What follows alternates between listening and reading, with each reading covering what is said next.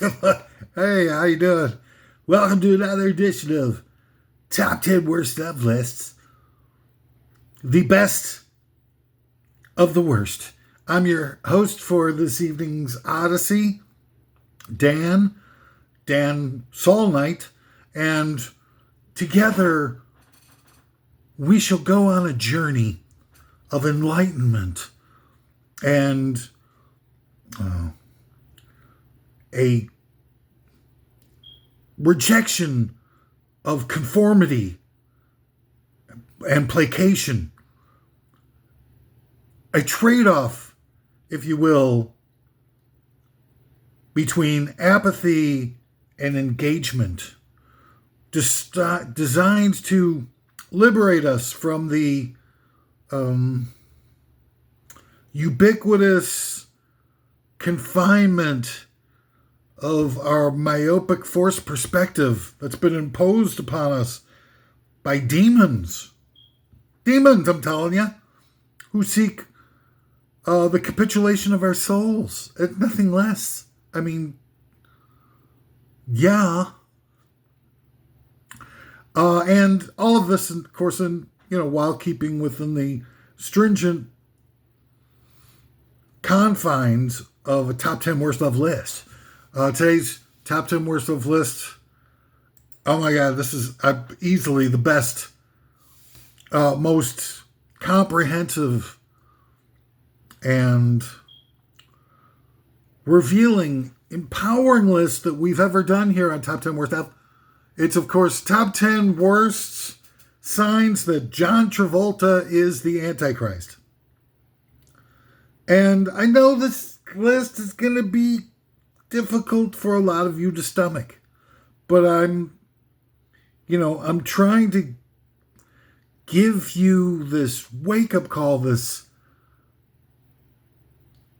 playful slap on the tush to boost your confidence, to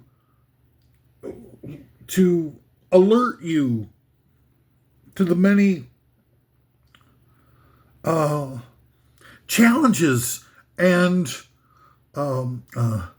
dangerous nature of the environment that we've been immersed in.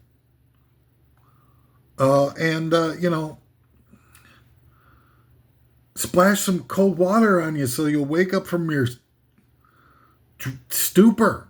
I mean, it's embarrassing. Before we indulge in today's list, I'd like to, I'm obligated actually to outline a few things in advance, sort of quasi disclaimers here, so that again we're all indulging on this from a platform of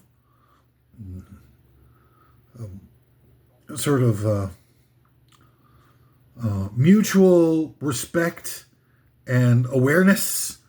I, in case you haven't noticed by now, am an oddball, ostracized by mainstream society. Now, I will admit that mainstream society has become a group of brainless automatons incapable of independent thought or action, who are simply playing out the string on autopilot and have given over their souls, their birthright, and everything that is that's worthy within them, within their spirit, over to a pack of malevolent overlords, right? Who seek their annihilation, plain and simple. So, in a world like that, thank you very much. I'd rather be an oddball. Thank you very much. Yeah. Rather be an oddball than a mindless zombie drone. 10 times out of 10. Or maybe 9 times out of 10. Now, these lists might not seem like... so I can't be trusted. And the other side of it is I'm not partisan. I'm not trying to, sway your opinion or sneak in and to gotcha journalism inside your cerebral cortex. I'm not I'm not down like that, man. I've got no skin in the game. I tried to, basically think that it's all divide and conquer. It's all, a trick. Yeah. All of our leaders and politicians, everybody like that, they're all on the same side. They're on the side of the haves, and us, the have-nots, have literally no representation in any of the institutions in our world. No representation whatsoever. So it's pointless to hate people, and any time you paint people with broad brushstrokes, it's all bigotry, and it's a slippery slope, as slopes go. And so anyway, people think that I haven't, these top 10 lists. I'm getting a lot of complaints from people that saying these top 10 lists are bogus, and that it's just a bunch of excuses for me to navigate through some hot button issues and pontificate my own weird, off-center, off-kilt view of things and pontificate upon them at great length.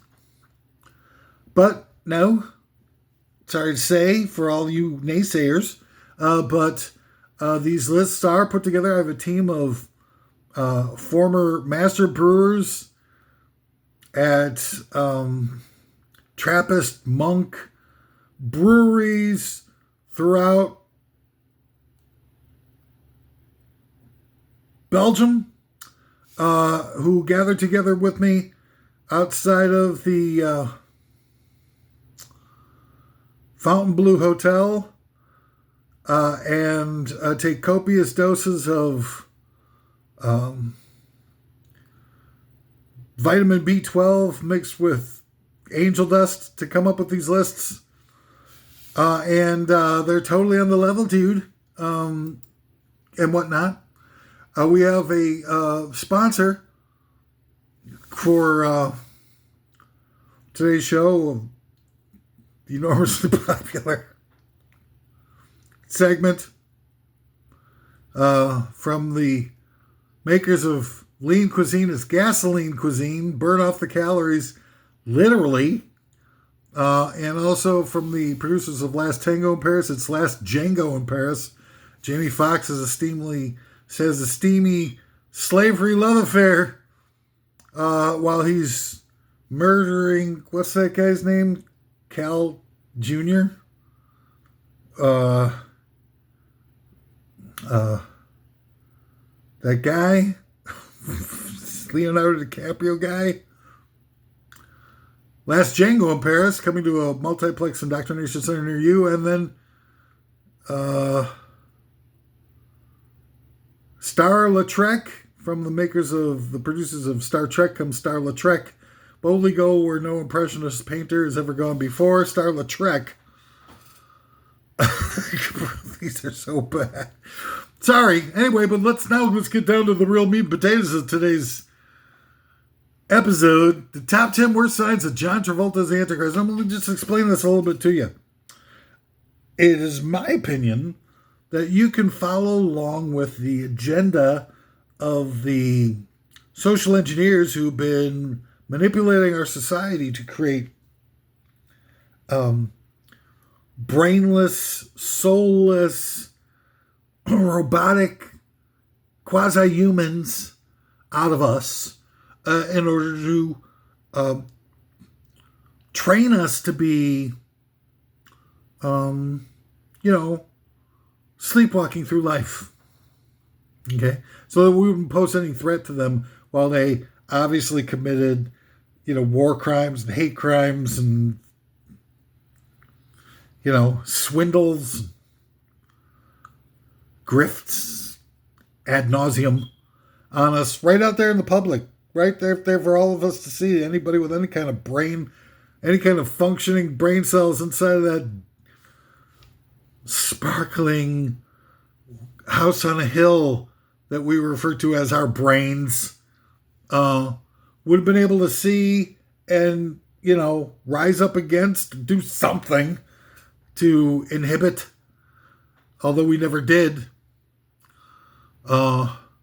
We became, by virtue of the fact that we could refuse to allow ourselves to be distracted from March Madness long enough so that we could pay attention to the world around us and all the harm that we were causing others and ourselves in the process of the overthrowing of the United States by a crypto-fascist shadow government.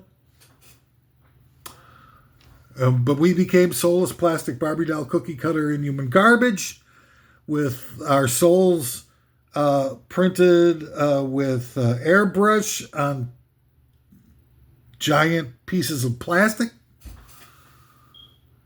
And we traded our lives away for 5 hours worth of television every day.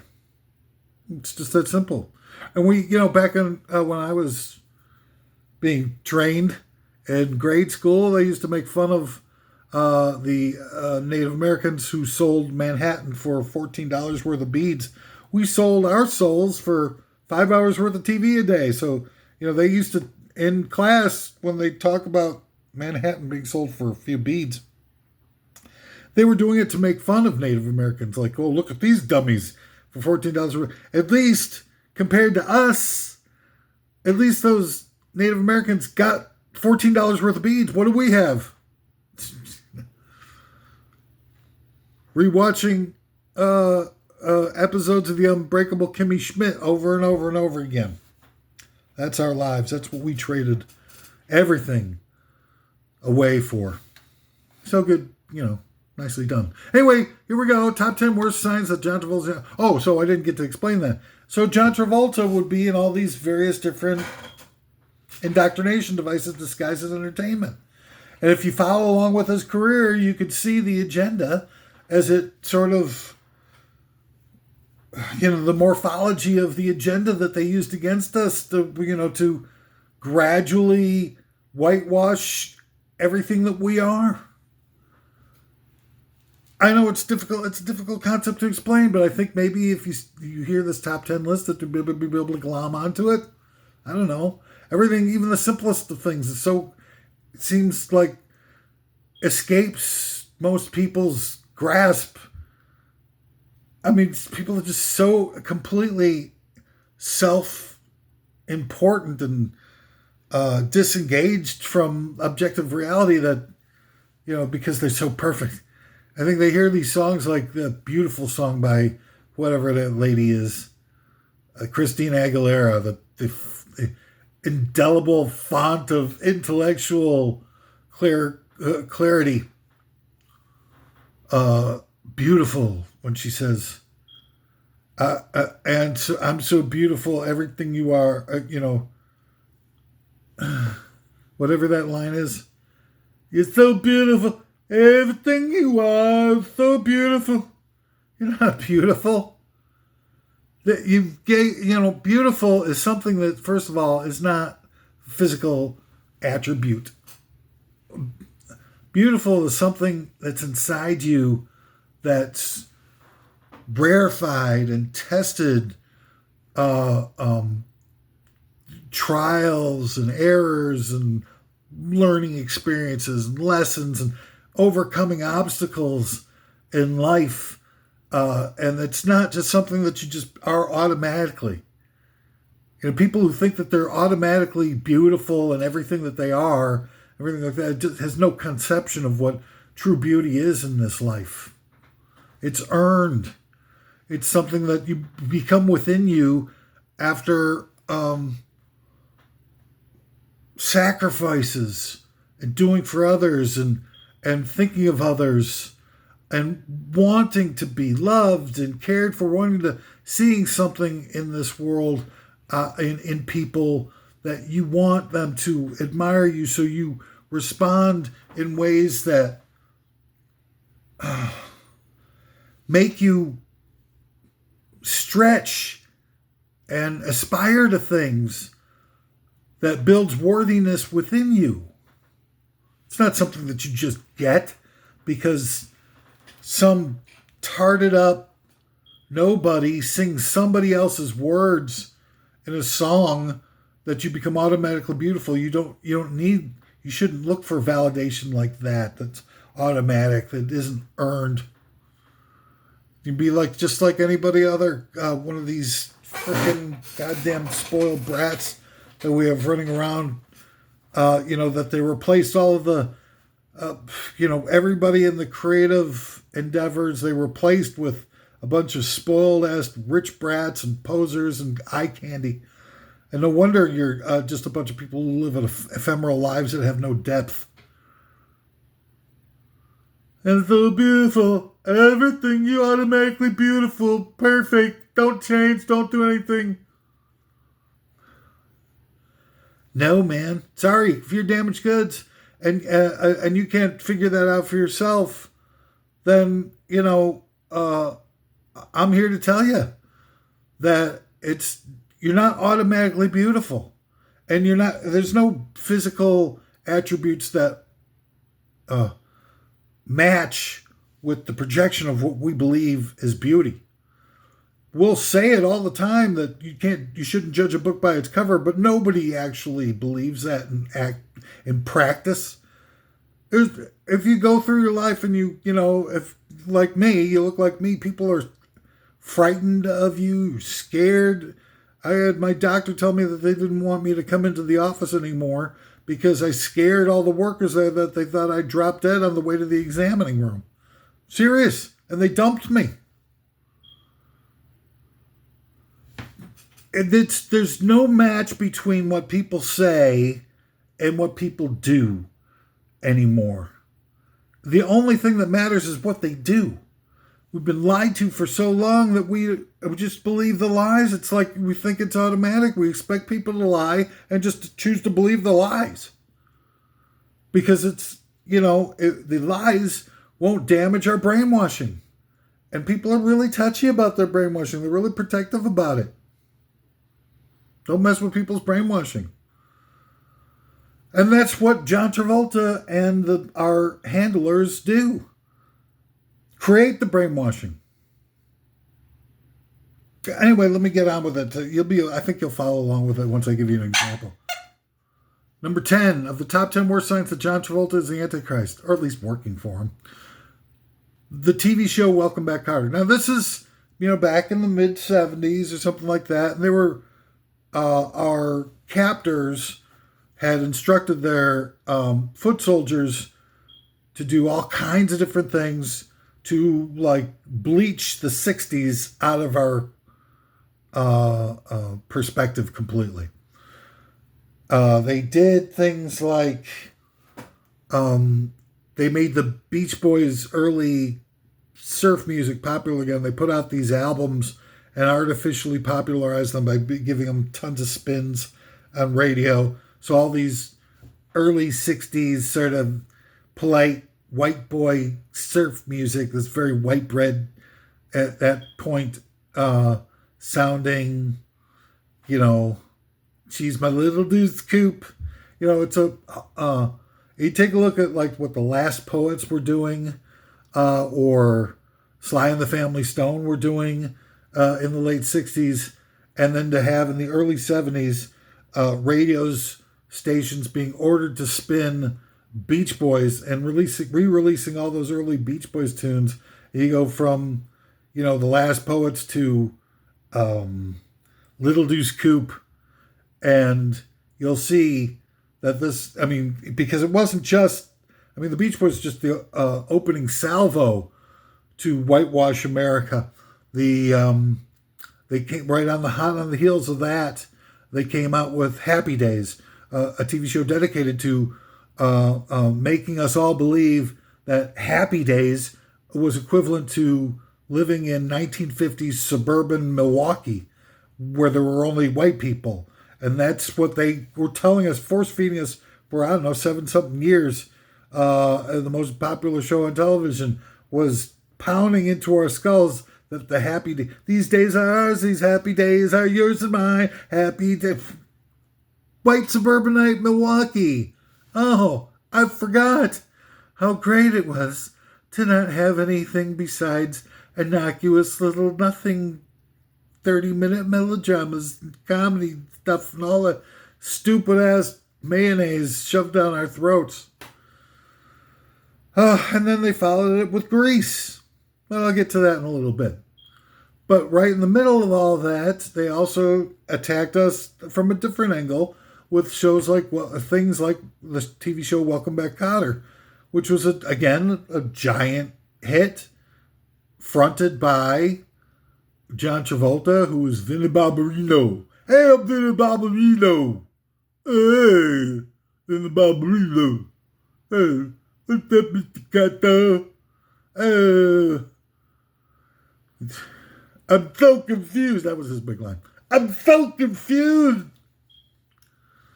And he'd do his Vinnie Barbarino dance.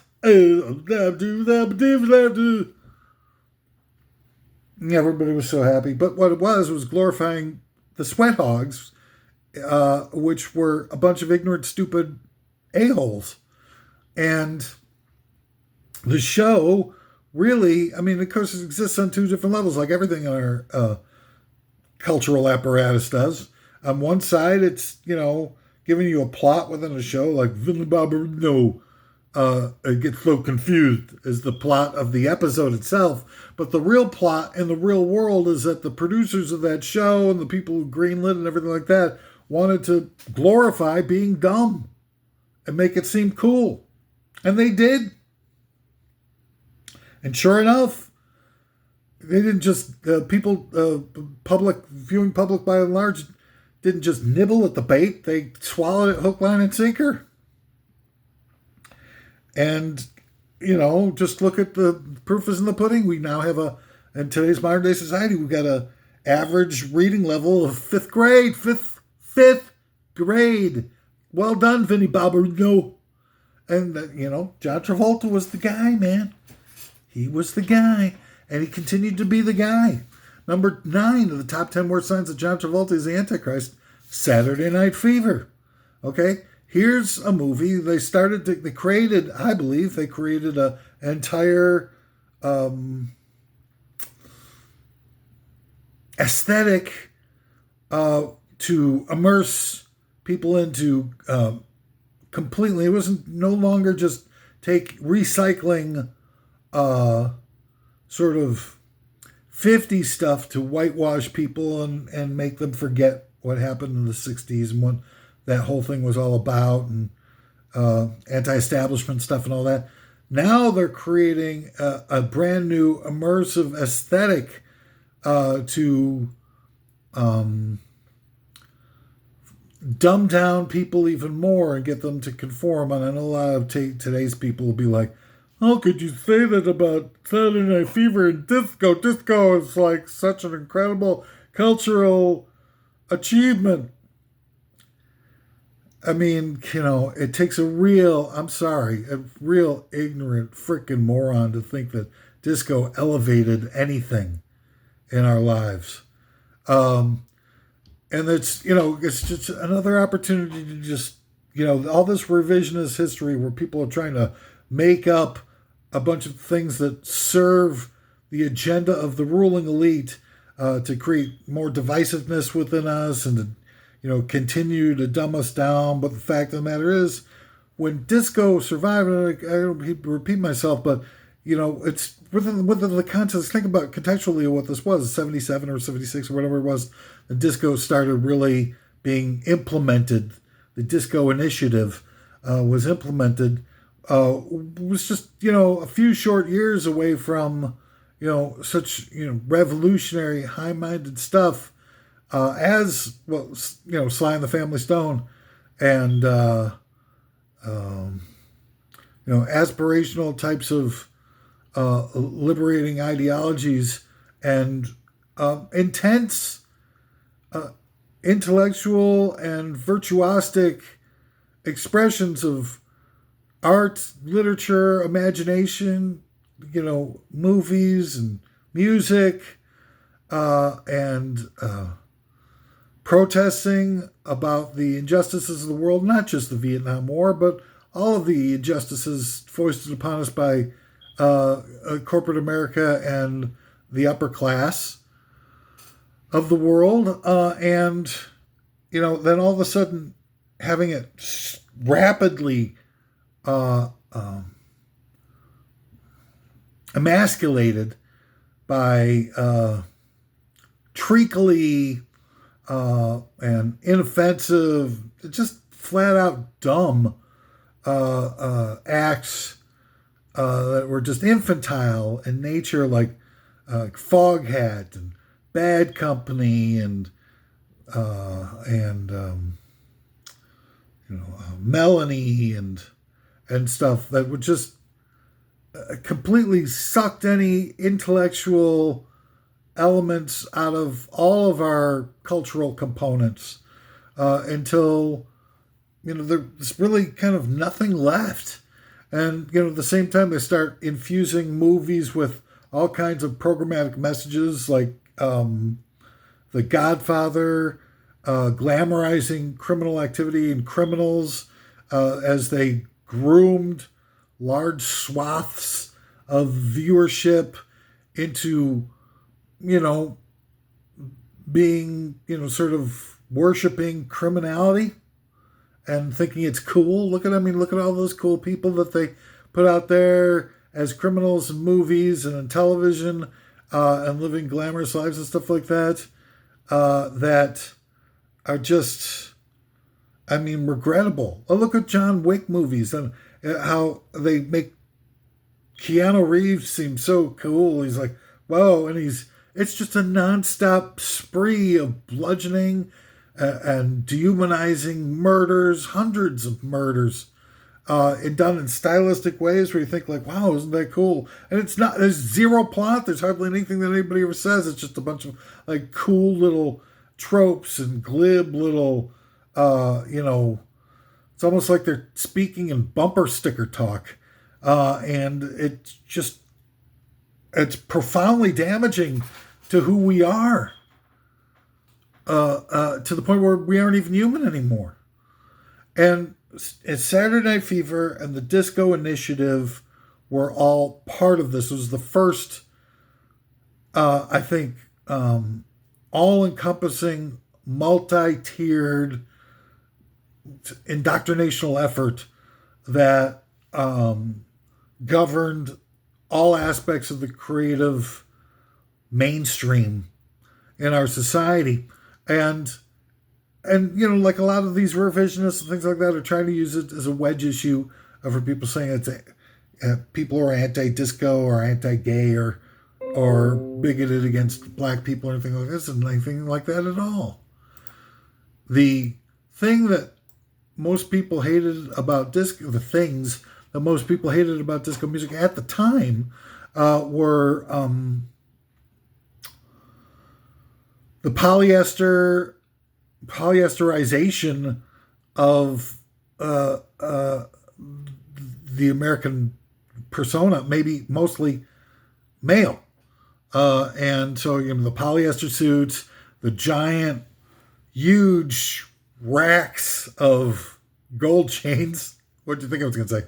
Gold chains that people would wear, the shirts unbuttoned to their navel, walking around with the slick back hair like they're so cool, out on a mission to, bird dog chicks and bang some beef. And, somebody in the freaking Saturday Night Fever raped somebody, where they're artificially popularizing rape as part of the disco aesthetic. And the polyester suits and the disposable culture and everything like that, and the brainless lyrics to the song. This is just you just got off of like Santana and Jefferson Airplane and all these people who are trying to revolt against the status quo and create something bigger, more expansive, more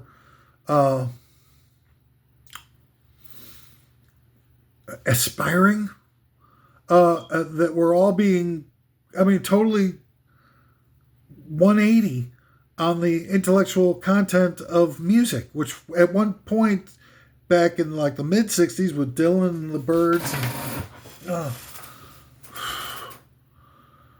even like a little bit of the Beatles were all looking to be revelatory and awaken people's intellect and get them hungry for change, a meaningful change, and now that same artifice was being used to dumb people down and to limit their vision and the scope of their vision and their intellect. Party all the time, party all night, dance all night, blah, blah, blah. All about an immediate, instant, intellectually anesthetized content lyrically, where everything was about dancing and about copying a feel and all that type of stuff. So you go, within a few years, you go from, let's try to find a way to liberate ourselves from the power apparatus, the evil doers in the power apparatus, to let's just dance all night, dance our cares away.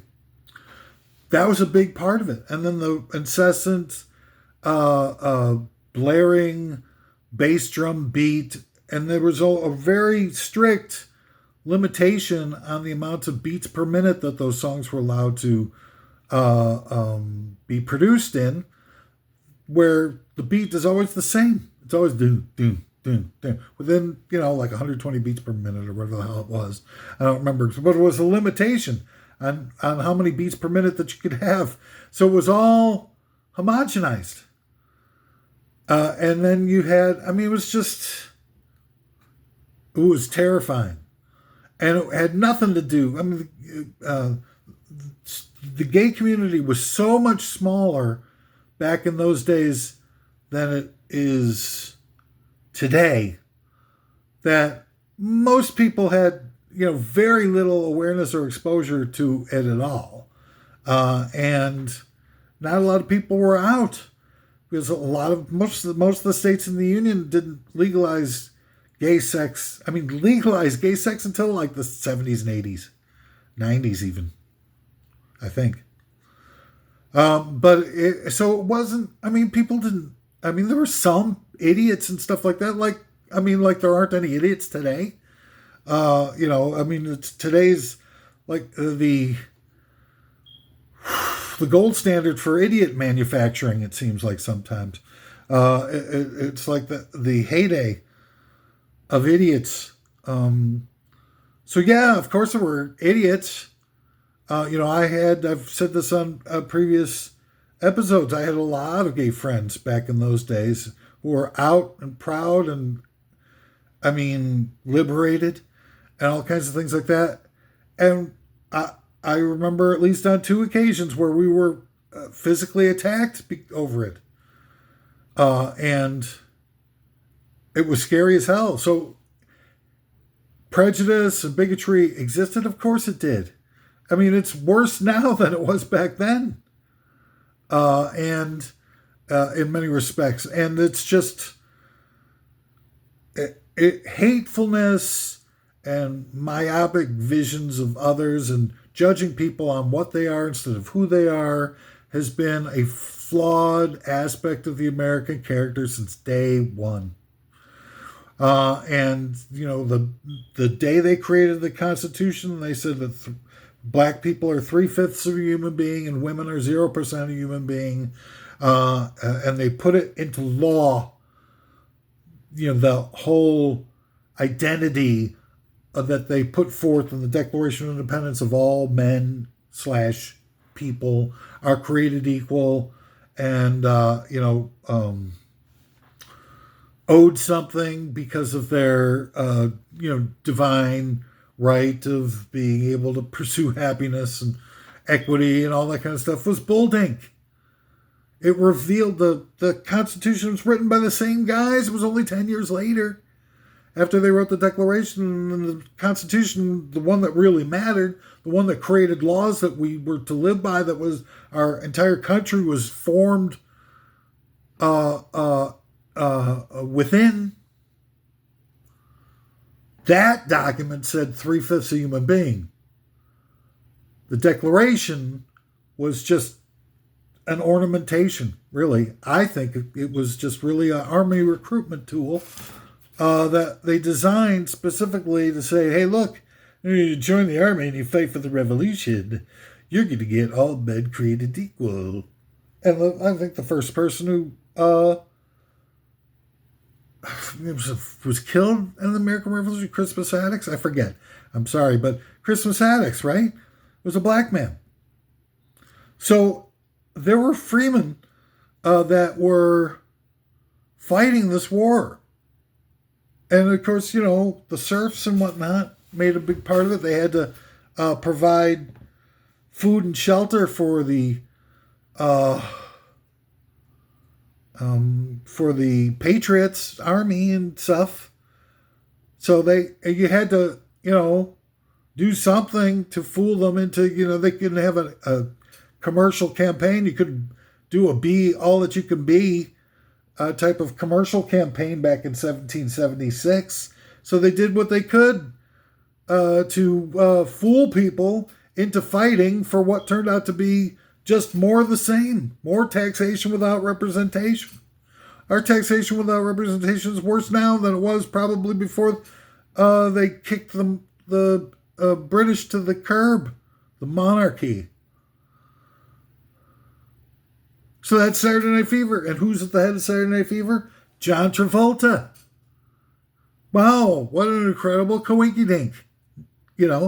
Having the same guy who was helping to dumb people down on a TV series is now the same guy they choose to be the figurehead of this initial initiative to, brainwash us into total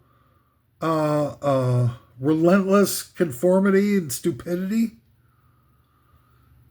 Sorry, not sorry for anybody who thinks that disco was great. Disco isn't great. The ideas of some of the songs, We Are Family and I Will Survive, those are great. But the songs exploited those ideas in order to gain artificial popularity. And some of those people were in on it, some of them weren't. They were just brought in to create mindless conformity and to dumb everything they had, the intellectual, aspirational elements of music in the 60s and early 70s was just dragged down into, dance fever, Danny Terrio, and dance fever, solid gold dancers. That's the part of disco that nobody talks about anymore. How conformist and plastic and infantile all of that stuff was, which was the bulk of what people didn't like. Those who weren't subsumed by the entire op. Oh, God. Where did I go? Oh, gosh. All right, so next in the story, I inadvertently alluded to it earlier. Grease, number 8 of the top 10 worst signs of John Travolta's Antichrist. Grease, the movie Grease. And that one continued on building the whitewashing of America, the Happy Day, the Beach Boys repopularization of the early Beach Boys songs artificially, and Happy Days were building of this whole romanticized version of a time in American life when there were no minorities and no dissension and no protest against the status quo as being the happy days, and that's the movie Grease. The ruling elite had already gone to work destroying the social progress of the 60s and early 70s by romanticizing the 50s. American Graffiti was another one. Happy Days. And they gave Travolta that extra juice with the movie Grease. And before you know it, people were just like going like, oh, we go together like Juicy Bobsy Bob Ramble, I'm a Ding Dong. And it's a far cry from, there's a riot going on, and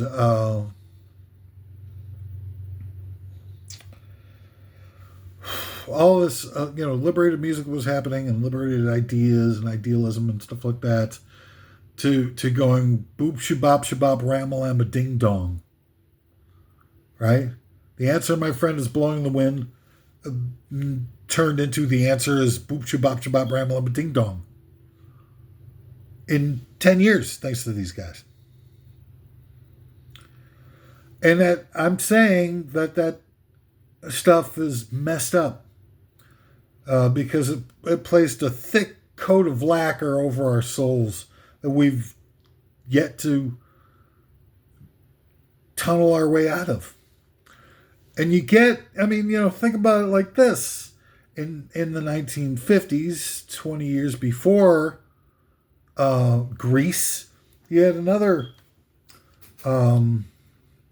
musical that dominated American popular culture, and that was, of course, West Side Story. Now, West Side Story, if you compare it to Grease, now West Side Story happened in the 50s, so the 50s aesthetic is really what it was. It spoke to a current time, not romanticizing some time from 20 years earlier that tried to, annihilate the memory of all the struggle to overcome adversity and oppression that happened for a decade or more. And the civil rights movement, everything like that, just tried to annihilate all of it like it never happened. Let's just pick up where we left off in the 1950s and forget about all that nasty little human rights accomplishments and diversity and integration and all that kind of stuff. Just naughty, dirty people, hippies, union organizers. In West Side Story, though, you get art that is at a level that was never achieved before anywhere on earth, never achieved again ever since. The minute that it happened, it was a turning point for the oligarchs, and they knew that they had to crush the living spirit out of us by any means necessary. And they did.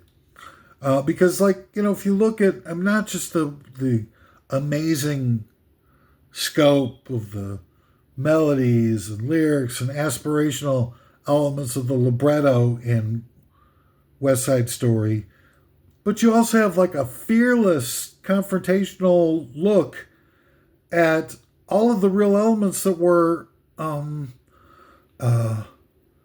gestating within the cultural zeitgeist.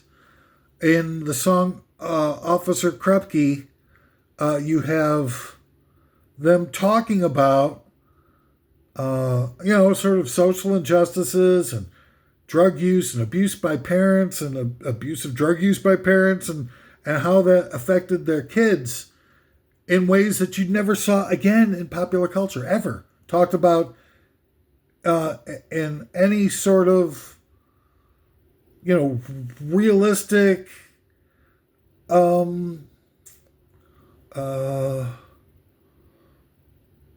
platforms. It's just I think about I Love Lucy, the TV show, would had the stars of that show were a mixed race couple.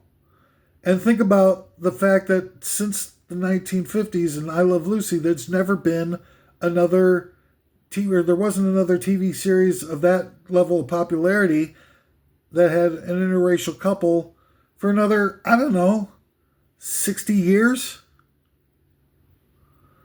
And something was lost. Something that was a vitality to our culture was lost.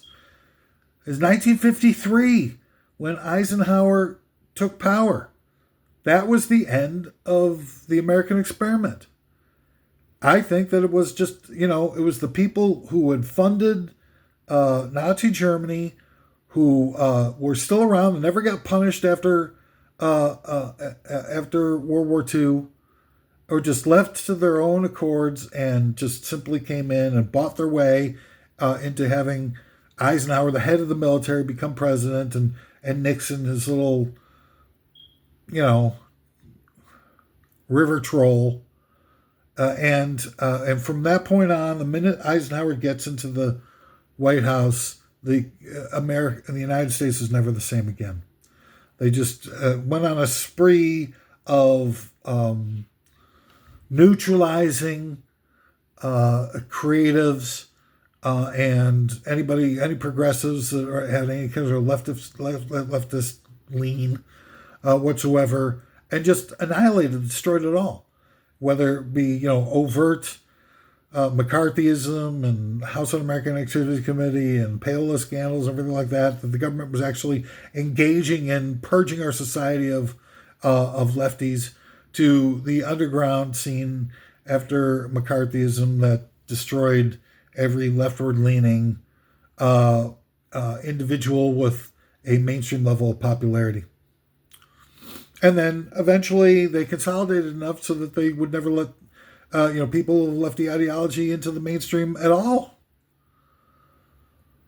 And, in terms of like Greece and John Travolta and all that stuff, you don't have an Officer Krupke looking at the social ills that produce, people who are damaged victims of the abusers and this recidivist cycle of damaged goods producing damaged people over and over and over again.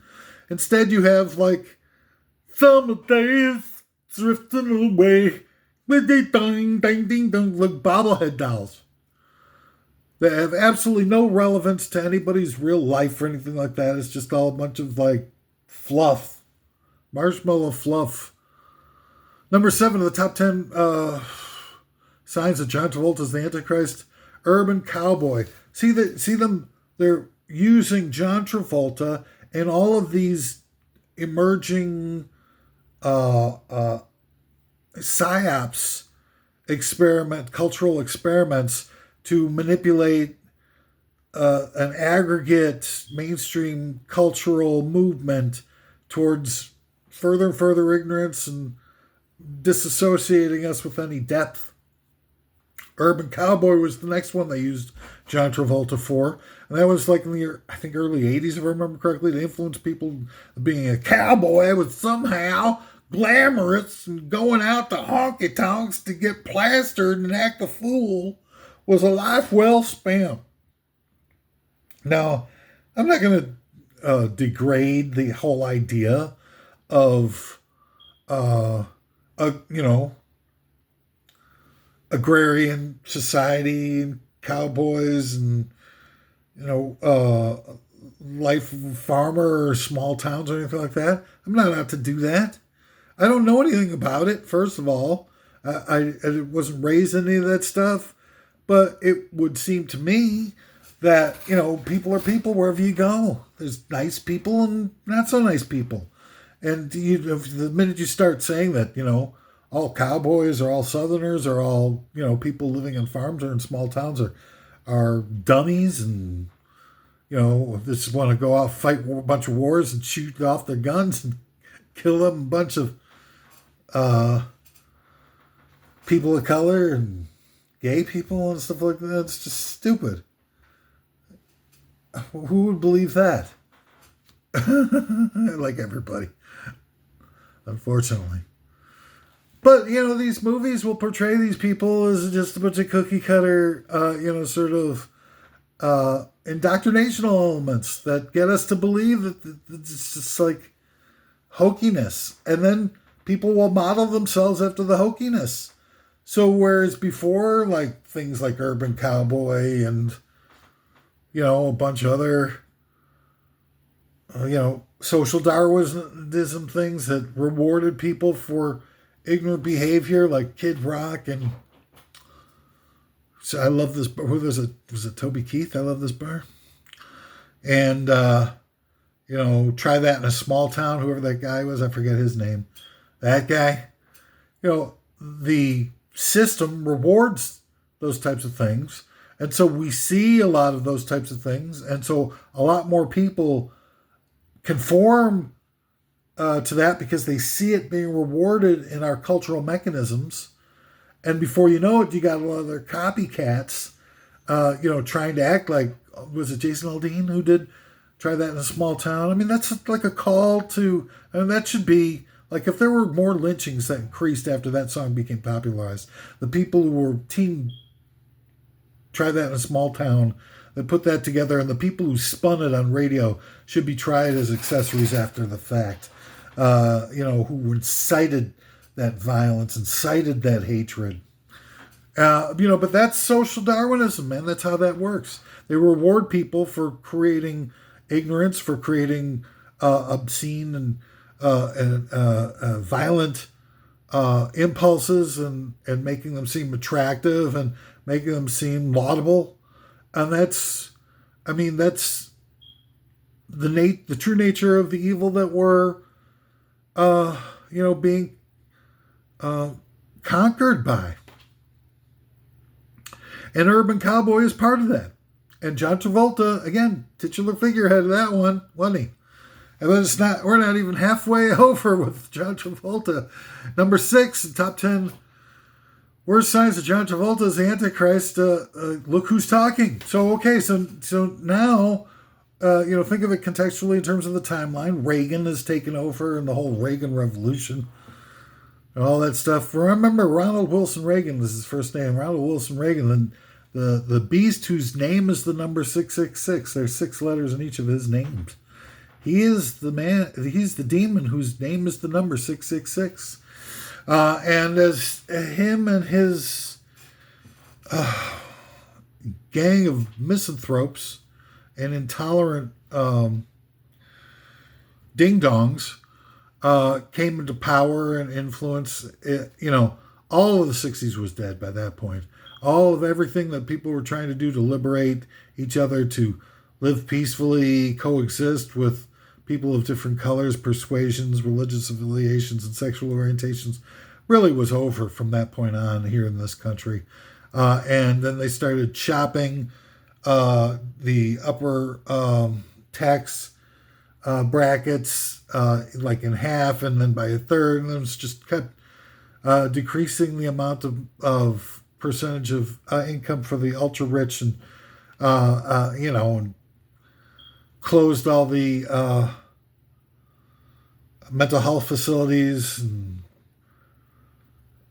declared that ketchup was a vegetable for school lunches, and all kinds of destructive behavior in our society that we will never recover from, and certainly not after what we've endured since then. The romanticizing of hatred and intolerance, and the building up of the military, and all kinds of different, violent things that happened. Drugs started to, become the main means of the CIA creating a slush fund for themselves to perpetrate psyops against us. And look who's talking is leading the charge, because inherent in the Reagan Revolution was a social, a sort of like bleaching, whitewashing, whatever you want to call it, of our culture in the form of the yuppie. And all of a sudden, for some reason, it became a laudable aesthetic to be, a worthless Ken doll and Barbie. It became the intellectual, spiritual equivalent of, it was the Fonzie of the 80s. Like it being all tarted up in LL Bean. I don't even know what all the sweaters and collars and drinking of martinis and smoking cigars and driving a Beamer and all that dumbass shiznaz was totally dope and super cool, and tuning out and dropping in and shallowness were hip and happening. And, again, right there leading the brainwashing and social Darwinism, creating the identity of the yuppie as being something worth pursuing as John Travolta in the movie Look Who's Talking. You know, and it's the whole aesthetic of trying to make all that seem cool. It's all artificial. It's all planned. It's all coordinated on the highest levels. And being paid for by the drug trade in large part. And all these complicit,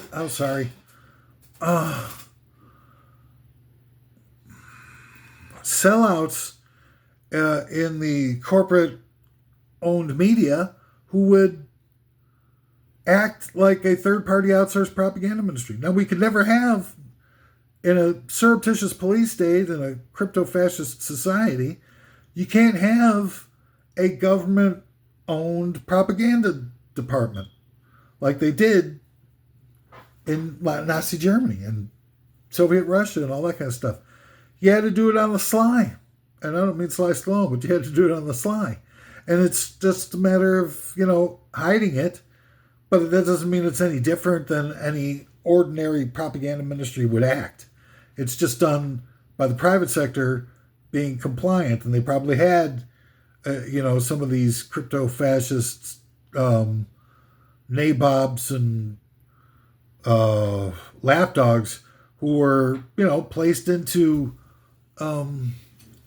appropriate positions within each of these production and distribution houses in order to be able to,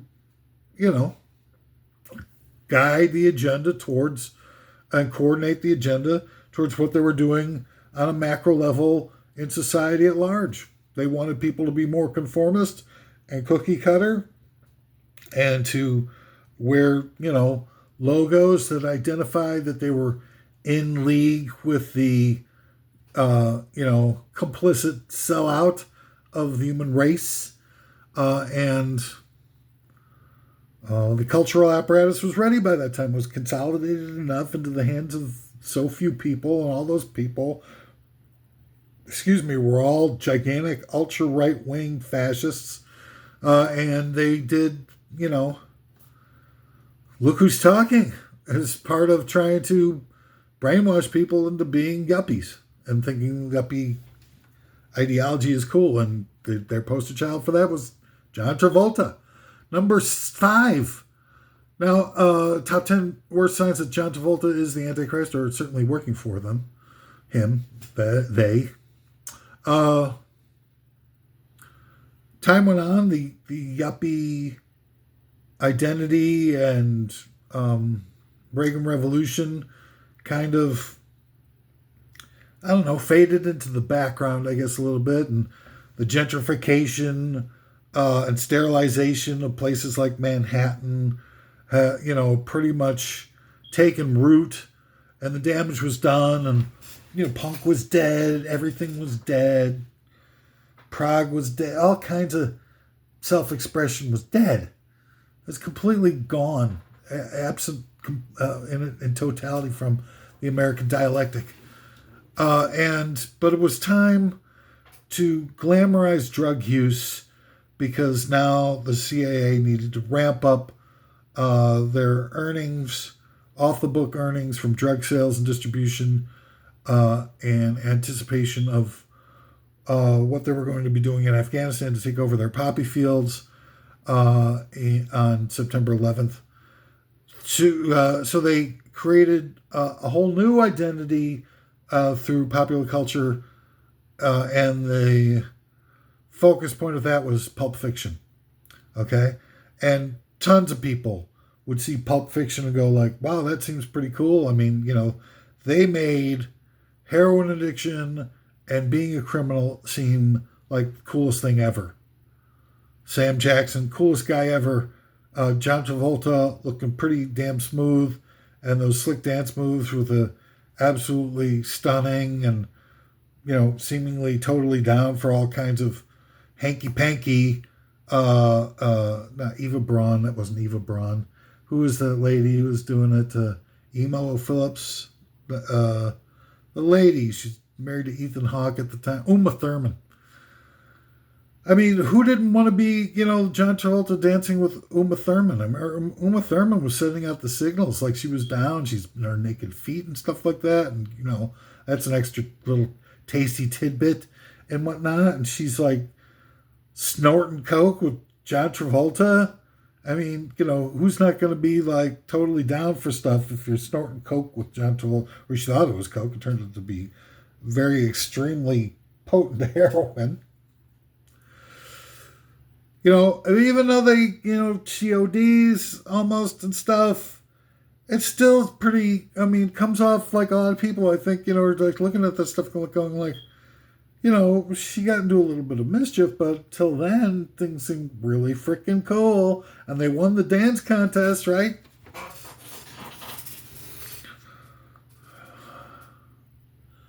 It's all specifically, they set out to make being a junkie seemed like a cool thing in the movie Pulp Fiction, and that needle drugs, make even a hack actor like John Travolta was at that point, a nerd, a yuppie in a wig like John Travolta seemed like the ultimate hipster. And all of a sudden, snorting a little heroin and stuff like that is cool. And being a drug dealer like Eric, whatever that guy's name is. That guy who's the first guy that they got for Back to the Future. Eric Stoltz. It's just like, it's all hypnosis. And who's at the head of it? John Travolta, number 4.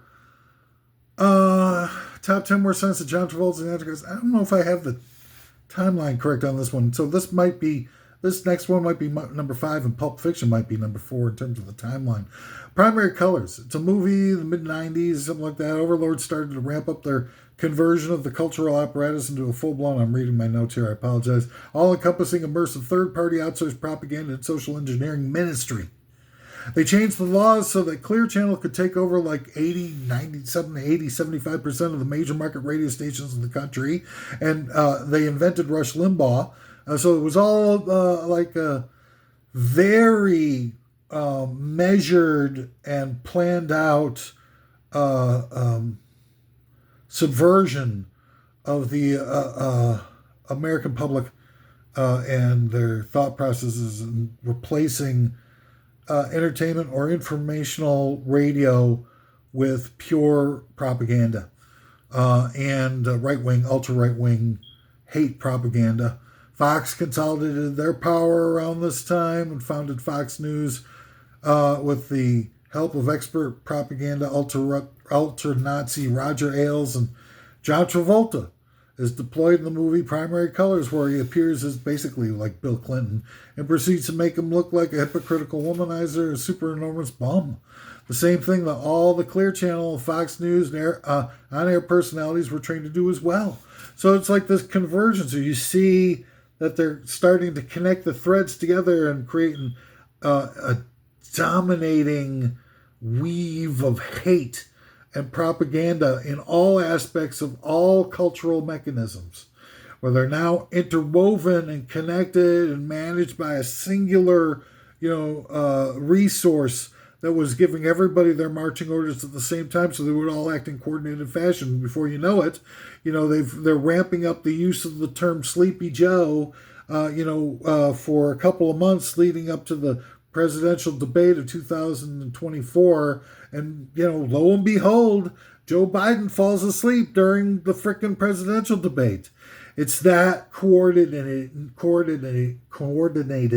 now, and it's to the point now the AI is taking over, where they can anticipate on an individual basis each and every one of our activities on the web, so that we're indoctrinated in real time with stuff that's being made up by AI that's specifically tailored to each and every one of us. And if you don't believe that they're doing that, take a look at your frickin' social engineering / networking platforms, and see how that they can tailor ads specifically for your news feed, and implant those into your news feed based on your own interests and click experiences online and on the phone and everywhere you go. I think at this point, or everything you look at now, and see how they can customize that for you. And if they can customize that for ads, they can customize it for everything. They can customize it for stories that you see and what order you see them. They can customize it the nature and content of those stories. They can manipulate you specifically in real time based on what your experiences are, what your intelligence level is, what your connections are, who your friends are, what your activities are. All that can be coordinated now in real time by the AI and the quantum mechanics and everything like that, and process it and so you can't even have any individuality anymore without them capitalizing on it and using it against you. I don't know how I get that all from Primary Colors, but that is what they're doing. So next on the timeline of John Travolta being used as the face of indoctrination in our culture,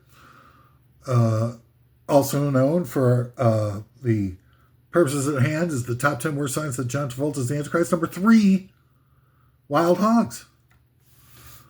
Just when everyone thought that John Travolta had finally turned in his social engineering card, he's the lead sled dog in a movie that tries to glamorize old freaks with an unhealthy obsession of making it seem cool to be, the great grandfathers / Hell's Angels chapter. I mean, again, it's just sort of like it's really Look Who's Talking 2 that we're watching with the movie Wild Hogs. It's the same John Travolta character that we saw in Look Who's Talking 2. The yuppie's grown up now. He's had, a few, unfortunate developments in his, married life and professional life. And he's now, it's not a midlife crisis. People are living long enough to have multiple midlife crises. I guess at this point, because he's like 70, right?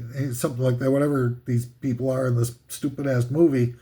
And they're bikers now to sort of like, I don't know, it's somewhat displacement for having a microphallus, or displacement for the inabilities to be able to match the identity that a commercial culture will create for us, that we should aspire to be and we can be if we use their products. Well, they've used all the products. They've conformed in every single way that the commercial culture told them to act, and bought everything that they were told to buy, and yet still their lives failed. And that's, their washouts, everything like that. And so now they turn to being bikers. Like, that's gonna replace that emptiness within them, and we look on as voyeurs into these made up imaginary lives of imaginary washout failures that validate all of us being failures, because they go to a small town, they stood up to a real biker gang, and fought them off and wound up winning and saving a small town from being terrorized by an imaginary bike gang of, again, a bunch of, the bike gang, average age of the bike gang has got to be like 50 or something like that. Are there really biker gangs that are out there, terrorizing small towns and stuff like that? And post 9/11 era? I don't know. But the fact is that, they paint these wild hogs as courageous heroes that save this town and everything like that. They're just a bunch of conformist nobodies, adrift, and we look on and see them portrayed as heroes and think like, well, maybe if we were adrift and had no, lives worth living and haven't done anything to improve the lives of those around us or the world around us or anything like that, that we can go out and save a town by being a stupid ass 70-year-old biker dude with a microphallus. I don't know, man, but it seems like that's what it's all about. And once again, here's John Travolta right there for you. Number 2, the top 10 worst signs that John Travolta is at the very least in league with the Antichrist. He spends the rest of his career mostly doing movies that glamorize criminality, the military, and violence, such as Lucky Numbers, Get Shorty, Mad City, Face Off, She's So Lovely, Lucky Numbers, Swordfish, The Punisher, Be Cool, Taking a Pelham 123, From Paris with Love, Broken Arrow, General's Daughter, Basic, Killing Season, Gotti, In the Valley of Violence, I Am Wrath, Poison Rose, Paradise City, Cash Out, High Rollers, and more. It's like... let it go, man. I know that Travolta's just, sort of cashing in on this whole thing. It's probably just along for the ride. And they keep feeding him as a way of, it's like their way of surreptitiously bankrolling his, continued comfort and opulent life, for, a job well done at helping to brainwash America into being a giant glob of marshmallow fluff that we become. But it is not a life well lived. And it is, this guy, wouldn't trade, for all the supposed accomplishments. This guy has been demonic. He's been one of the biggest sellouts in the history of all of mankind, and done more damage with his life than we'll ever be able to measure. We won't have the time. The human race will be annihilated by then and probably replaced by the AI robots any second now. Oh, it's too late. There's the AI robots coming. I'm part of the first wave. Mr. Al DePantsu, what am I? This Dan? Oh yeah, Dan Saul Knight, Mr. Saul Knight. We're here. You have a reservation on a cattle car. Oh no! And number 1 of the top 10 worst reasons.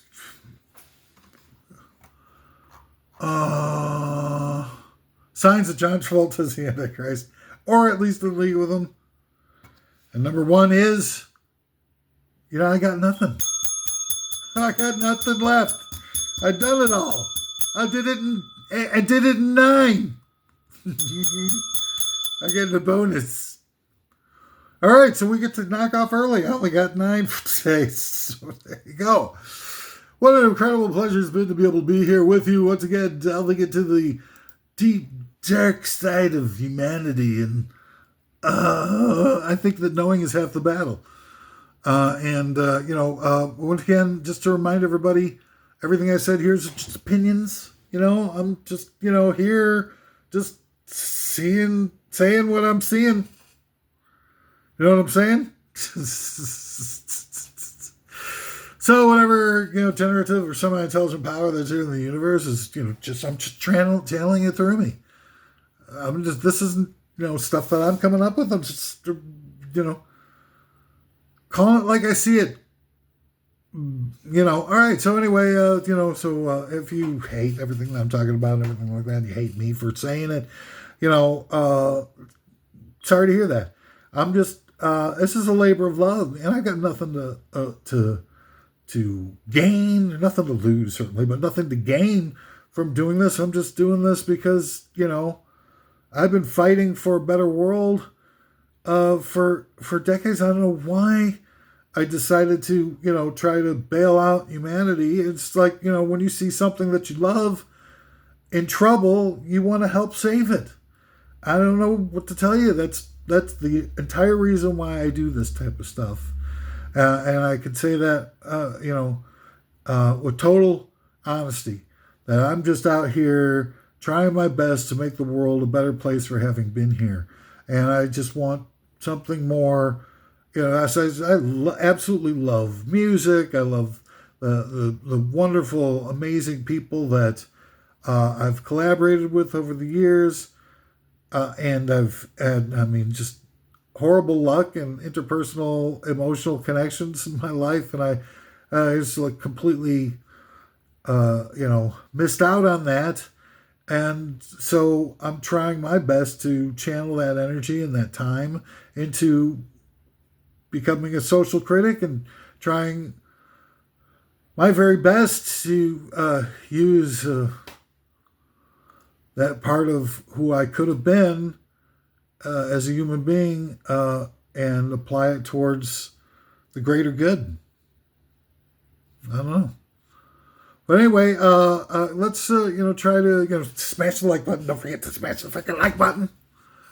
And let's just try to make our way through this mess together. Okay. Oh, what's it?